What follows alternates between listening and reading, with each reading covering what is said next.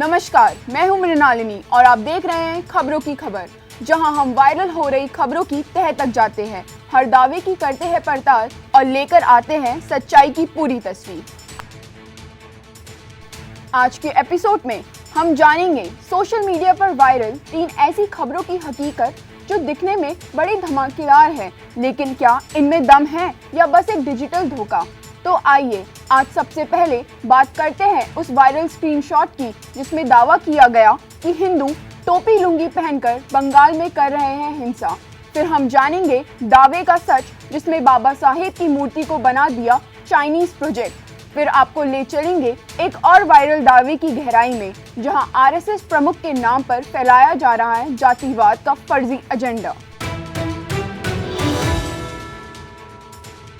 Social media पर इन दिनों एक बीबीसी न्यूज का स्क्रीनशॉट धड़ल्ले में शेयर हो रहा है। हेडलाइन में लिखा है, टोपी लुंगी पहनकर संघ के लोग बरसा रहे थे ट्रेन पर पत्थर, और साथ में 2 तस्वीरें भी लगाई गई। दावा किया जा रहा है कि हिंदू मुस्लिमों की ड्रेस पहनकर मुर्शिदाबाद में वक्फ बिल के खिलाफ हिंसा फैला रहे हैं।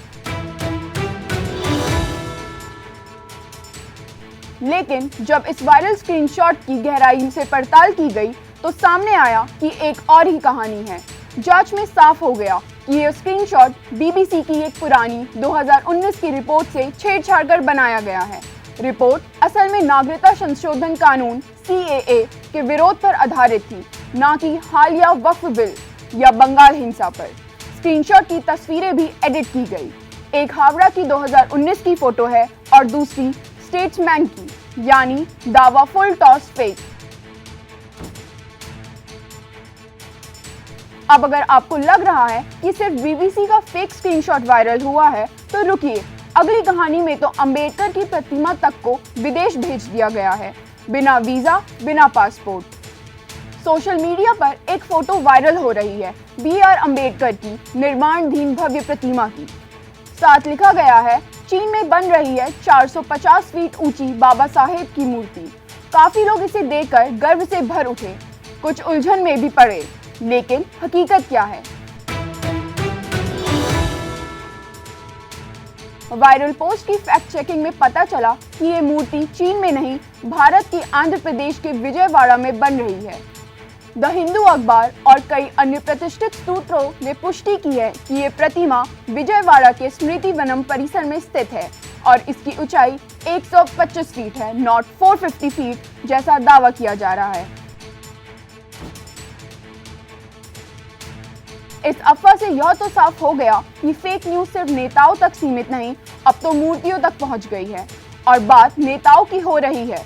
तो अब चलिए चलते हैं तीसरी स्टोरी की ओर, जहां मोहन भागवत के नाम से वायरल हो रहा है एक जबरदस्त बयान, लेकिन असली कहानी कुछ और ही है।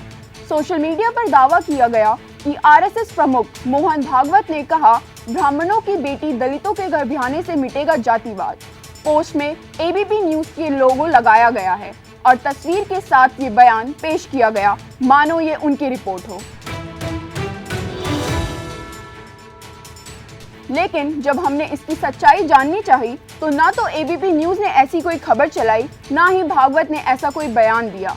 असल में मोहन भागवत ने 20 अप्रैल को अलीगढ़ में एक बयान जरूर दिया था, लेकिन वो ये था, एक मंदिर, एक कुआं, एक शमशान की नीति अपनाने की बात, ताकि समाज में समरसता लाई जा सके।